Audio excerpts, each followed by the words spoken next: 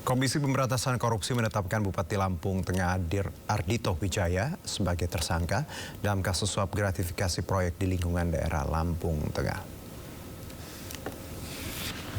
5 orang ditetapkan sebagai tersangka selain Bupati Ardhito Wijaya, RFP adiknya pun menjadi tersangka. Ardhito ditangkap KPK dalam sebuah operasi tangkap tangan di Lampung Tengah. Kelima orang ditetapkan sebagai tersangka, seluruhnya telah mulai diperiksa sejak tiba di Jakarta Rabu malam kemarin. Dalam OTT ini, KPK juga turut menyita barang bukti sejumlah uang tunai, logam mulia emas seberat 850 gram. Setelah ditemukan kecukupan alat bukti, KPK menetapkan 5 orang sebagai tersangka, yaitu 1. Saudara Awe selaku Bupati Lampung Tengah periode 2025-2030. 2. Saudara RHS selaku anggota DPRD Lampung Tengah. 3. Saudara RNP selaku adik Bupati Lampung Tengah. 4. Saudara ANW selaku PLT Kepala Badan Pendapatan Daerah Lampung Tengah sekaligus kerabat dekat Bupati. 5. Saudara MLS selaku pihak swasta atau Direktur PT EM. KPK selanjutnya melakukan penahanan terhadap para tersangka untuk 20 hari pertama sejak tanggal 10 sampai dengan 29 Desember 2025.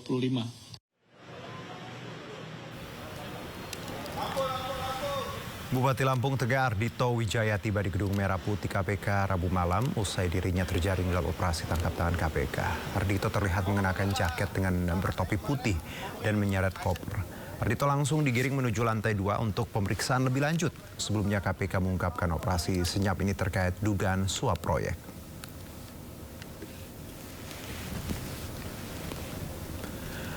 Sebuah minibus ditabrak kereta komuter lain relasi Jakarta Kota Tanjung Priok. Sopir mengaku terburu-buru lalu nekat melawan arus dan tidak mengindahkan peringatan warga sekitar.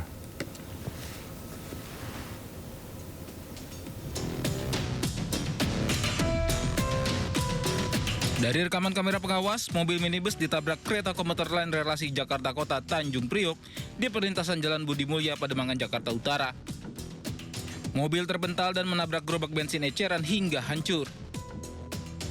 Terjadi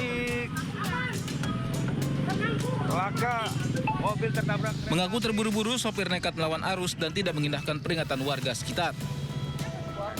Sopir juga berdalih tidak mengetahui ada kereta yang melintas karena tidak ada plang perlintasan di jalur yang dilanggar. Akibat kecelakaan ini, bagian depan mobil ringsek. Beruntung sopir dan 4 penumpang di dalamnya, termasuk anak-anak, selamat. Kebetulan ini jalurnya jalur yang keluar, yang ke dalam. Nah jadi palangnya sebelah sono. Kecuali kalau yang masuk tuh palangnya yang sebelah kanan kita. Jadi di sini memang orang supir ini juga udah ngakuin kesalahan dia. Dia ini keluarnya salah, melawan arusnya di sebelah kiri kita. Gitu. Dari arah Budi Mulya melawan arus untuk pintu rel sudah ada yang dijaga oleh masyarakat. Ada di sebelah kiri, untuk di sebelah kanan yang dari arah jalan Marta Dinata yang mengarah ke barat itu dijaga sama warga. Untuk mobil yang kecelakaan ditabrak kereta itu melawan arus. Ternyata dia melawan arus, masyarakat sudah memberhentikan, tapi dia tetap jalan, dia terjadi kecelakaan. Kasus kecelakaan ini ditangani oleh unit laka lantas wilayah Jakarta Utara. Sementara sopir diamankan untuk dimintai keterangan. Dari Jakarta, Sofyan Firdaus, iNews melaporkan.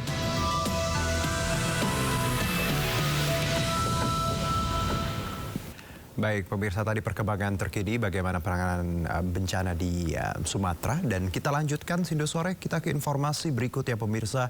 Penasaran mendengar suara tangisan bayi saat akan membuang sampah. Warga geger menemukan bayi masih lengkap dengan tali ari-ari di bak sampah di Pati, Jawa Tengah. Sontak penemuan itu viral. Warga Kecamatan Pati Kota di Kabupaten Pati, Jawa Tengah dihebohkan penemuan sesosok bayi perempuan di sebuah tempat sampah. Bayi tersebut diletakkan begitu saja dalam tas hanya diselimuti sarung.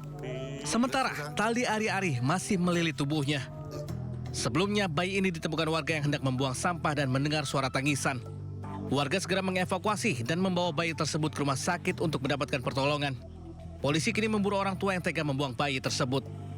Dari Pati, Jawa Tengah, Vindi Agil Anyus melaporkan. Pemirsa, tak sengaja menemukan guci saat menggali tanah, warga dikejutkan saat membukanya. Ternyata berisi 3 tengkorak manusia di Kabupaten Kepahyangan, Bengkulu. Polisi segera ke lokasi dan memasang garis pembatas. Hei guys, nemu guci.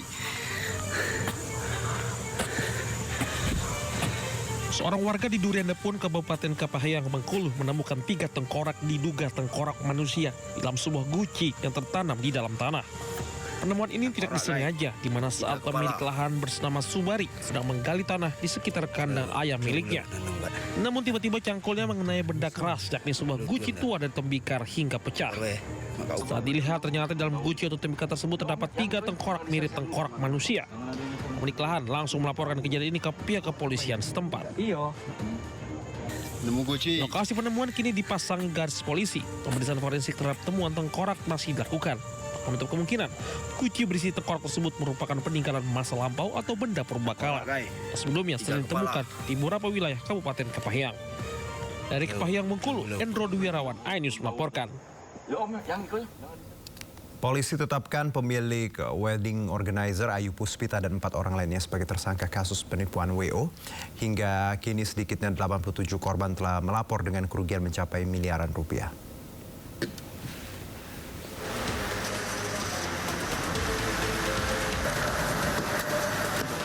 Kasus penipuan wedding organizer PT Ayu Lestari Sejahtera yang diperkirakan menimbulkan kerugian korban miliaran rupiah terus bergulir. Polisi telah menetapkan 5 tersangka termasuk pemilik WO Ayu Puspita. Para tersangka dijerat pasal penipuan dan penggelapan dengan ancaman hukuman 4 tahun penjara. Sementara itu, Polda Metro Jaya membuka posko aduan bagi korban penipuan WO ini. Sebelumnya, ratusan orang korban WO bodong tersebut menggerebek rumah pemilik WO di kawasan Cipayung, Jakarta Timur.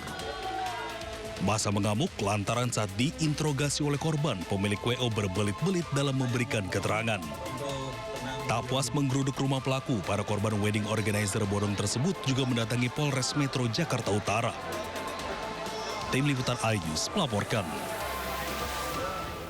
Setelah ditetapkan tersangka kebakaran yang menewaskan 22 karyawan, Direktur Utama Teradron ditangkap polisi di kamar apartemen di Setiabudi, Jakarta Selatan. Aparat Satreskrim Polres Metro Jakarta Pusat Rabu malam mendatangi unit apartemen milik Direktur Utama Teradron meski sempat kebingungan dan menolak diamankan, namun berbekal surat penangkapan yang disodorkan petugas.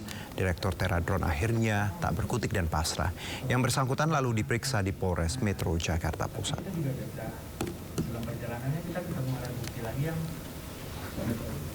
Sementara itu, tim DVI Polri berhasil periksa keseluruhan jenazah korban kebakaran di perusahaan Ron Kemayoran, Jakarta. Tim DVI telah kembali mengidentifikasi 12 dari total 22 jenazah korban kebakaran gedung Teradron. Identifikasi dapat dilakukan cepat karena semua jenazah dalam kondisi utuh. Usai teridentifikasi, 22 jenazah korban kebakaran sudah diambil oleh pihak keluarga. Sidik jari, yang kedua gigi, yang ketiga DNA. Data sekundernya bisa medis, bisa properti. Karena kekompakan itu sehingga data-data bisa terkumpul semua. Tidak ada karena jenazah